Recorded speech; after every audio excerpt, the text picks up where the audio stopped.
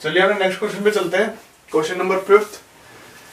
तो question number 5 में कह रहा है 3 vessel having volume in the ratio 3:2:3:5 are full of mixture of water and milk. 3 बर्तन है हमारे पास, ठीक है, जिनकी जो वॉल्यूम है बर्तन की, एक की है 2 तो दूसरे की है 3। अगर इसकी है 3 तो इसकी है 5 और रेशियो है तीनों का 2:3:5 है।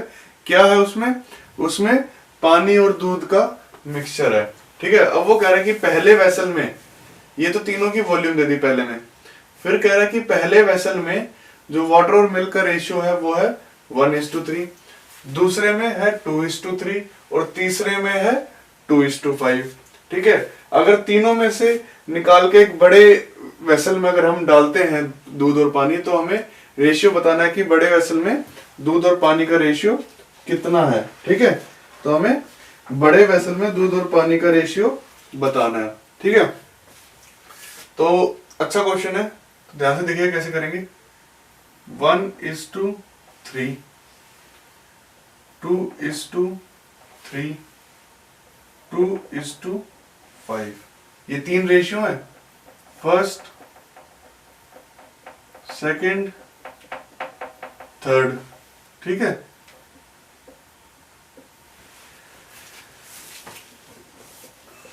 वन प्लस 3 कितना हो गया 4, 2 + 3 कितना हो गया 5, 2 + 5 कितना हो गया 7, ठीक है। ये हो गया। अब क्या करना है, अब हमें इन तीनों को प्रोपोर्शन में लाना है, ठीक है। तीनों को प्रोपोर्शन में कैसे लाएंगे, इसको हम मल्टीप्लाई करते हैं 5 × 5 × 7, इसको हम करते हैं 4 × 7, यानी 5 यहाँ पे है तो 4 × 7, ये बराबर हो जाएंगे तीनों, है ना। और इसको करते हैं हम 4 × 5, देखो ये 4 × 5 × 7, ये 5 × 4 × 7, ये 7 × 4 × 5। प्रोपोर्शन में करना यानी इनको हमने क्वांटिटी जो है इनकी बराबर कर दी है, ठीक है। क्वांटिटी इनकी बराबर कर दी है, इससे मल्टीप्लाई करने में हमें क्या मिलता है, ये कितना हो जाएगा, इसका रेशियो क्या आ जाएगा, इसका आ जाएगा 35:105। ये कितना है, ये हो गया 35 से मल्टीप्लाई करना है इसको 28 से मल्टीप्लाई करना है और इसको 20 से मल्टीप्लाई करना है ना। उसको 28 से करना है और इसको 20 से मल्टीप्लाई करना है। तो ये आ गया 35:105। ये कितना हो जाएगा, ये हो जाएगा 56 और कितना होता है 4 6 84, ठीक है। ये हो गया 84। इसको कितना से करना है, 20 से करना है, ये कितना हो जाएगा 40:100। ये कितना हो जाएगा 40:100। तो अब हमने इन तीनों को बराबर कर दिया है। ये हमारे इसके नए रेशियोज आ गए हैं, ये हमारे इसके नए रेशियोज आ गए हैं, ठीक है। ये नए रेशियोज आ गए हैं। तब क्या करना है, 35:1:5, 56:84, 40:100, ठीक है, 40:100। अब हमें तीनों का वेसल का वॉल्यूम ये था, तीनों का वेसल का वॉल्यूम ये था, तो हम इसको 2 से मल्टीप्लाई कर देंगे, इसको 3 से और इसको 5 से। इनके वेसल के वॉल्यूम के हिसाब से लाने के लिए हम इसको ऐसे कर देंगे। तो कितना हो जाएगा, ये हो जाएगा 70:70 कितना हो जाएगा 210, ठीक है। ये कितना हो जाएगा 150, 150 + 18 168 और ये कितना हो जाएगा 4 3 12 24 252, ठीक है। ये कितना हो जाएगा 200:500।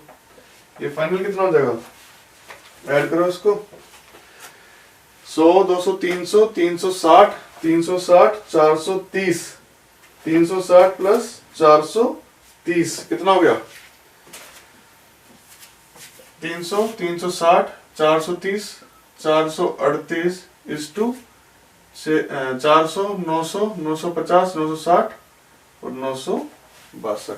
438 × 962 62 ये हमारा रेशियो आ गया किसका, जब हमने फाइनली उसमें पोर किया उसका रेशियो ये आ गया हमारे पास। ठीक है, क्वेश्चन दोबारा देखो, क्वेश्चन में दोबारा समझा देता हूँ। क्वेश्चन में क्या कह रहा है, 3 वेसल थे, तीनों वेसल का जो हमारा वॉल्यूम था वो था 2:3:5 रेशियो में। ठीक है, ये पहले वेसल में वाटर और मिल्क का रेशियो था 1:3, दूसरे में था 2:3 और तीसरे में था 2:5। अब तीनों वेसल से अगर हम दूध निकाल के एक बड़े वेसल में डालते हैं तो हमें वाटर और मिल्क का रेशियो बताना था, तो हमें वाटर और मिल्क का रेशियो बताना था। हमने क्या, हमने तीनों रेशियोज को लिख लिया 1:3, 2:3, 2:5। उसके बाद हमने क्या करना है, हमने इनको प्रोपोर्शन में करना है, हमने इनको प्रोपोर्शन में करना है। प्रोपोर्शन में कैसे आएंगे, प्रोपोर्शन में कैसे आएंगे, 1:3 हो गया, 2:3 हो गया और 2:5 ये हो गया। प्रोपोर्शन में करने के लिए इसको ऐड करा, इसको ऐड करा, इसको ऐड करा। अब यहाँ पे 4 है और यहाँ 5 7 है, तो इसको 5 × 7 से, यानी ये हो गया 4 × 5 × 7, ये हो गया 4 × 5 × 7, ये हो गया 4 × 5 × 7। तो ये तीनों अगर इससे मल्टीप्लाई करेंगे तो ये प्रोपोर्शन में आ जाएंगे, कि हम ये मान के चलेंगे कि हमने जो दूध और पानी डाला है वो बराबर डाला है तीनों वेसल्स में निकाल के। पर तीनों वेसल का जो हमें वॉल्यूम दे रखा था वो था 2:3:5।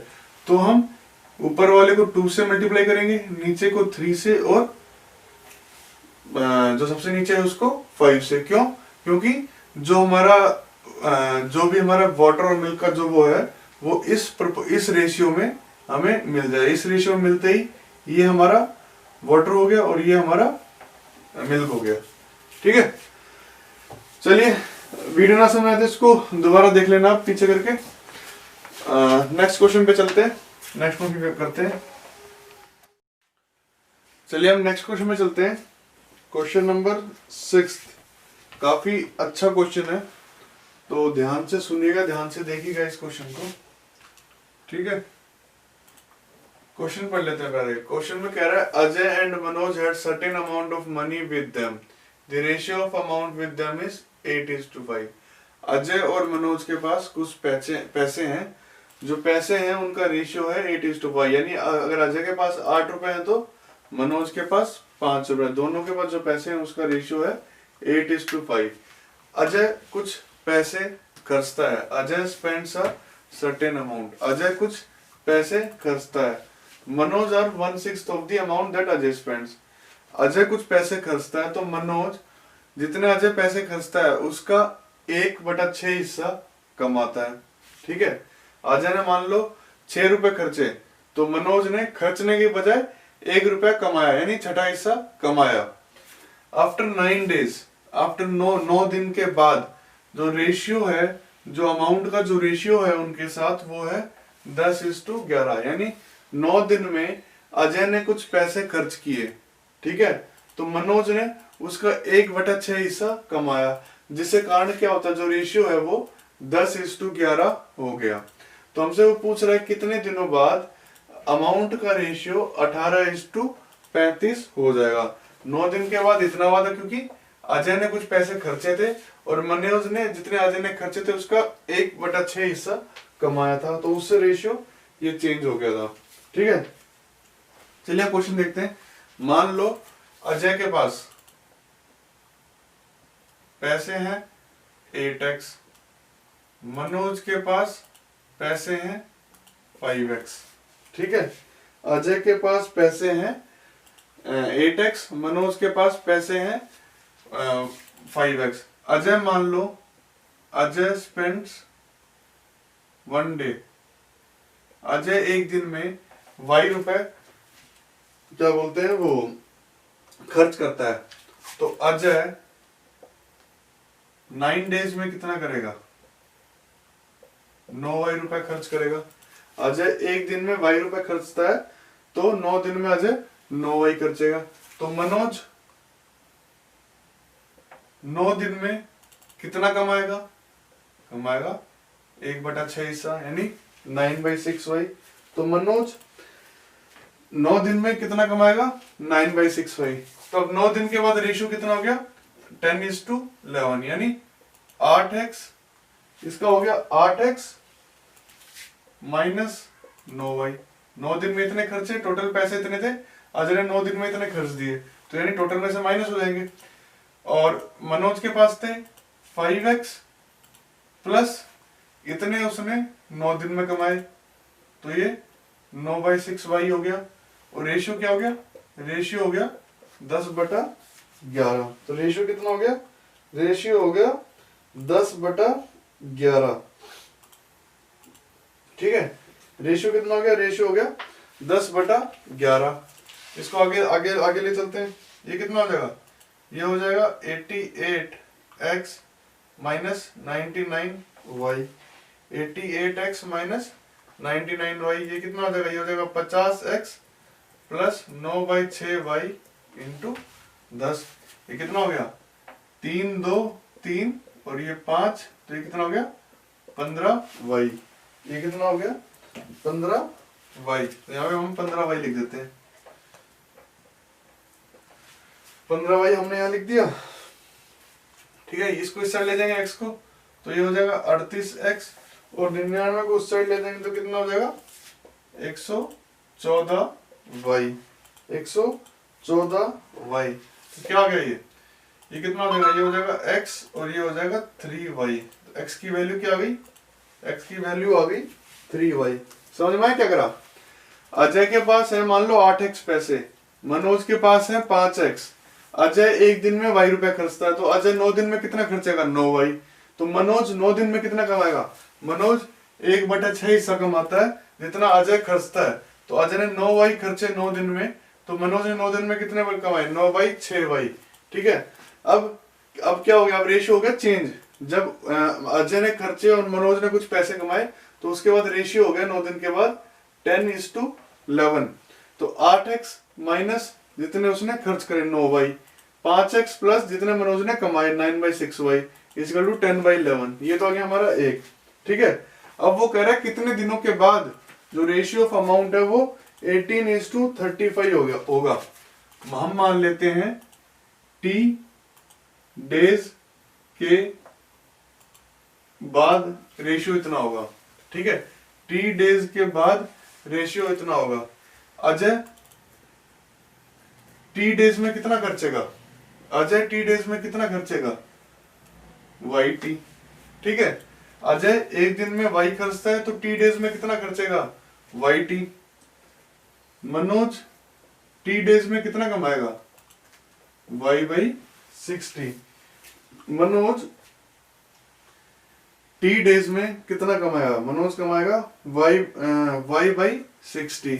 ठीक है, इस इक्वेशन में अब ऐड करते हैं इसको। 8x minus 9y minus YT क्या हो जाएगा? 5x plus 9/6y plus y/60 is equal to 18:35 is equal to 18:35। ठीक है, ये आ गया हमारा। इसके बाद अब इसको करते हैं सॉल्व। ठीक है, इतना आ गया हमारा 18:35 आ गया। अब क्या करते हैं? x था हमारा 3y, x था हमारा 3y, तो कितना हो जाएगा? यहाँ पे हम डाल देते हैं y कर देंगे, क्योंकि पहले हम y निकाल लेते हैं। ठीक है, y क्योंकि हमें निकाला आखिर में t है, तो अब इसको एक इक्वेशन बना लेते हैं। x की जगह कितना आ गया है? 24x आ गया।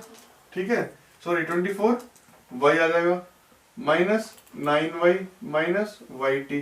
यहाँ क्या आ जाएगा? कितना था? 3y, तो 15y हो जाएगा प्लस 9y/6 प्लस YT/6 है ना, प्लस YT/6 हो गया। ये कितना हो जाएगा? यहाँ पे तो 18/35 ही रहेगा। ठीक है, आगे करते हैं। ये कितना हो गया? 24 माइनस 9 कितना होता है? 15y minus YT। नीचे कितना होता है? ये 6 से यहाँ पे अगर हम एलसीएम ले लेंगे तो कितना हो जाएगा? 6 से एलसीएम लिया तो 90 और ये plus 9 plus YT is equal to 18/35। 6 ऊपर जाएगा, इसको मिटा देता हूँ मैं ताकि हमें इसको सॉल्व कर सकें यहाँ पे। 6 ऊपर लेते हैं, 90y minus 6yt, 90y minus 6yt, और ये कितना हो गया 99y प्लस yt, 18/35, ये हो गया। अब इसको मल्टीप्लाई करते हैं, ठीक है।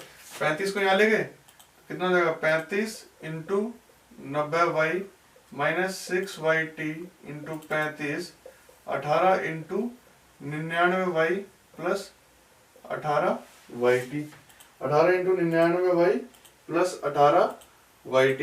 अब कितना हो गया, ये हो गया 3150,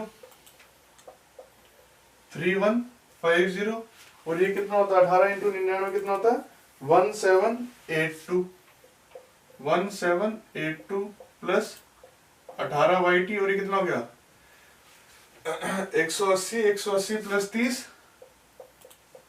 210yt, ये कितना हो जाएगा 210yt, ये आएगा 3150, इसको इस साइड ले देंगे माइनस 1782, इसको यहाँ लेके 210yt प्लस 18yt, ठीक है। ये कितना हो गया 210yt और 18। अब क्या होगा, ये सर यहाँ पे y था, इसको इसको यहाँ y लिख लेते हैं, ये y था, ये भी y था, ये यहाँ पे y था, तो अब कितना बचा, अब हमारा बचा ये 1368y, और यहाँ कितना बचा 228yt, y से y कटेगा 1368 228t, और ये कितना से कटता है, यानी 228, 1368 को हम 228 से काटेंगे तो कितना आएगा, वो आ जाएगा 6, ठीक है। 228 से काटेंगे तो कितना आ जाएगा 6, समझ गए। पहला क्वेश्चन तो हम समझ गए थे, ठीक है। क्या था 8x उसकी वैल्यू थी, 5x इसकी वैल्यू, इसके बाद पैसा था। अब अजय जितना खर्चेगा, अजय मान लो एक दिन में y खर्चता है तो 9 दिन में 9y खर्चेगा, और जितना अजय खर्चता है उसका मनोज 1/6 हिस्सा कमाता है। तो मनोज ने कितना कमाया, मनोज ने कमाया 9y/6 मनोज ने कमाया। उसके बाद क्या करा, अब 9 दिन का रेशियो निकाल लेंगे, इसकी कितनी थी कमाई, इसकी थी कमाई 8x माइनस 9y, क्योंकि 9y उसने खर्च दिया, upon 5x plus 9y/6 is equal to 10:11, तो हमारा x is equal to 3y आ गया था। अब हमें बताना है कितने दिनों के बाद रेशियो 18:35 होगा। मान लो t डेज के बाद रेशियो इतना होगा, t डेज में अजय कितना खर्च देगा, अजय yt खर्च देगा, मनोज कितना खर्च देगा, मनोज y/6t खर्च देगा। तो 8x minus 9y minus yt, और यहाँ पे कर दिया। इसके बाद सॉल्यूशन हमने कर लिया, सॉल्यूशन आप खुद भी कर सकते हैं बाकी सॉल्व, ठीक है। काफी अच्छा क्वेश्चन था ये, तो इसको अगर ना समझ में आया तो दोबारा देख लेना, पर जहां तक मेरे को लगता है आपको ये क्वेश्चन समझ में आ गया होगा। अच्छा क्वेश्चन है, रेशियो प्रोपोर्शन का काफी हिस्सा इसमें हम यूज कर रहे हैं, ठीक है। तो अगले क्वेश्चन पे चलते हैं, अगला क्वेश्चन देखते हैं। चलिए हम चलते हैं अपने क्वेश्चन नंबर 7 पे, ये आखिरी क्वेश्चन है, ठीक है। और अगर आप और क्वेश्चन प्रैक्टिस करना चाहते हैं तो आप एग्जाम लॉन्च पे जा सकते हैं, और अगर आपको वीडियोस देखनी तो वीडियोस आपको एग्जाम लॉन्च पे मिल जाएंगे और हमारे यूट्यूब चैनल स्टडी फॉर्म पे मिल जाएंगी, ठीक है। तो चलिए आगे चलते हैं, इसमें क्वेश्चन पढ़ते हैं। क्वेश्चन में कह रहा है the expenditure in a hotel is partially variable and directly proportional to the number of students, rest being a fixed amount. If the expenditure were rupees 8400 for 120 students and rupees 10,000 for 150 students, what will be the expenditure for 330 student? अब ये कह रहा है कि एक hostel का खर्चा है, ठीक है। होटल या जो हॉस्टल जो भी है उसका कुछ खर्चा है, ठीक है। उसका क्या है, उसका कुछ अमाउंट तो फिक्स्ड है, ठीक है, और कुछ अमाउंट वेरिएबल है। यानी एक अमाउंट तो फिक्स्ड है और जो अमाउंट वेरिएबल है वो किसके वेरिएबल है, प्रोपोर्शनल है नंबर ऑफ स्टूडेंट के। मतलब जो वेरिएबल अमाउंट है, जितने ज्यादा बच्चे होंगे उतना ज्यादा वो अमाउंट बढ़ता जाएगा। अब वो कह रहा है 120 बच्चों के लिए खर्चा आता है 8400, तो और 150 बच्चों के लिए आता है 10,000, तो 330 बच्चों के लिए कितना आएगा, ठीक है। टोटल खर्चा है उसका कुछ हिस्सा फिक्स्ड है और कुछ हिस्सा वेरिएबल है। जो वेरिएबल वो डिपेंड करता है नंबर ऑफ स्टूडेंट पे, जितने ज्यादा नंबर ऑफ स्टूडेंट होंगे उतना ज्यादा वो वेरिएबल खर्चा बढ़ेगा। तो वो कह रहा है कि 120 स्टूडेंट खर्चा आता है 8400, 150 का खर्चा आता है 10,000, तो 330 स्टूडेंट का कितना आएगा। ठीक है, चलो देखते हैं। फिक्स्ड कॉस्ट प्लस 120 इंटू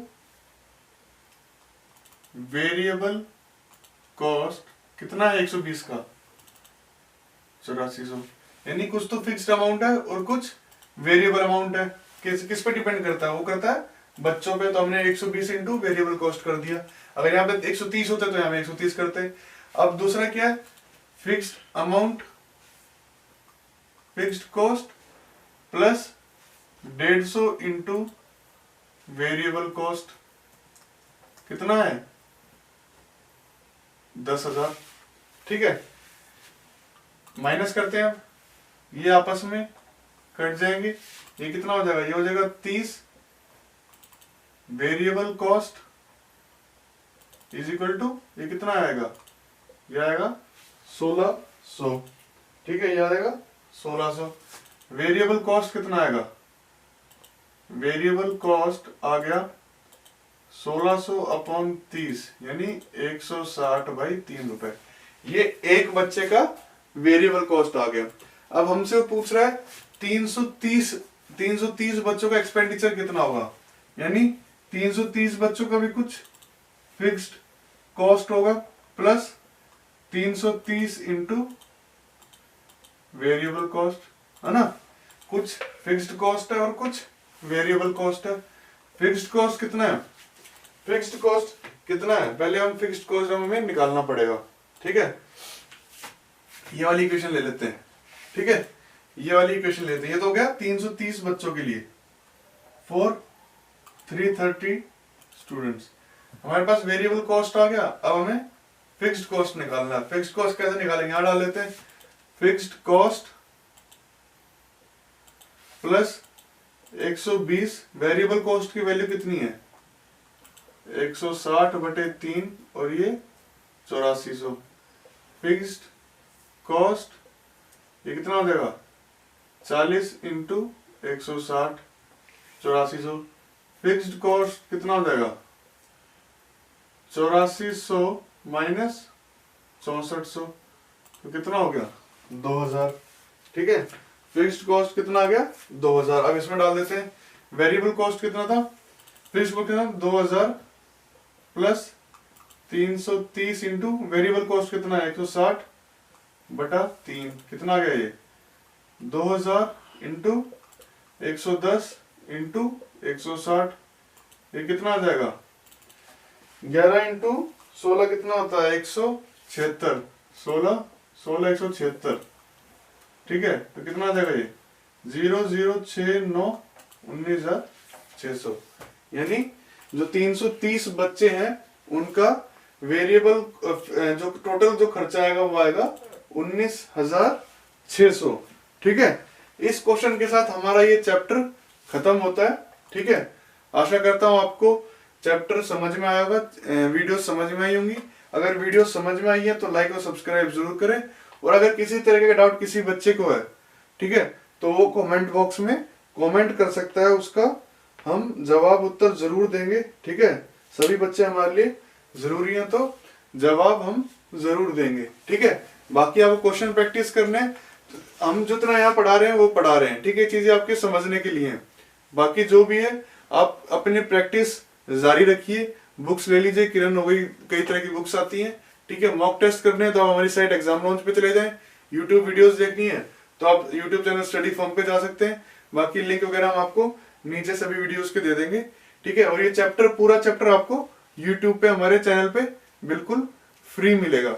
ठीक है, तो धन्यवाद, नमस्कार। अगले उसके साथ मिलते हैं, अगले चैप्टर के साथ मिलते हैं। अब आशा करता हूं दोस्तों आपको ये वीडियो पसंद आई होगी। इसी तरीके से आप हमारा साथ देते रहिए। हम आपके लिए नई नई वीडियोस लाते रहेंगे, हर टॉपिक को कवर करेंगे। आपको फ्री ऑफ कॉस्ट वीडियो मिलेंगे हमारे चैनल स्टडी फॉर्म पे। अगर आपको ये वीडियो अच्छी लगी तो लाइक, सब्सक्राइब और शेयर जरूर करें, अपने दोस्तों को भी दिखाएं और लाइक जरूर करें। इससे हमें कॉन्फिडेंस मिलेगा कि आपको हमारी वीडियोस अच्छी लग रही हैं, पसंद आ रही हैं। एक चीज और कहना था, वीडियोस के साथ साथ आपको चीजें खुद भी प्रैक्टिस करनी पड़ेंगी। आप जितनी ज्यादा प्रैक्टिस करेंगे चीजों की, उतने ज्यादा आप अच्छे बनेंगे, मैथ्स में अच्छा कर पाएंगे। चाहे आप कितनी भी वीडियोस देख लिए, पर जब तक खुद से प्रैक्टिस नहीं करेंगे तब तक नहीं होगी। तो आप हमारी साइट पे, दूसरी साइट पे जा सकते हैं, एग्जाम लॉन्च, ठीक है। वहां पे आपको जो हम पढ़ा रहे हैं वीडियोस में, उनका पीडीएफ भी मिल जाएगा। साथ में आपको मॉक टेस्ट मिलेंगे। मॉक टेस्ट में आपको बता दूं कि आप कोई भी एग्जाम क्लियर करना चाहते हैं तो मॉक टेस्ट एक अहम हिस्सा होते हैं आपके प्रैक्टिस सेशन का। अगर आप मॉक टेस्ट करेंगे, जितने ज्यादा मॉक टेस्ट करेंगे, आपने चीजें पढ़ ली, चीजें तो आप एक बार पढ़ेंगे, 2 बार पढ़ेंगे, रिवाइज करेंगे, पर कॉन्टिन्यूसली आप अगर मॉक टेस्ट को जब तक लगाएंगे नहीं, तब तक आप उस चीज में परफेक्ट नहीं हो सकते। तो आपको मॉक टेस्ट हमारी साइट एग्जाम लॉन्च पे मिल जाएंगे, ठीक है। वीडियोस भी आपको यहाँ पे मिल जाएंगी, इनके लिंक से आपको यहाँ पे मिल जाएंगे। बाकी आप वीडियोस अगर डायरेक्ट देखना चाहते हो तो आप स्टडी फॉर्म पर जा सकते हैं। धन्यवाद।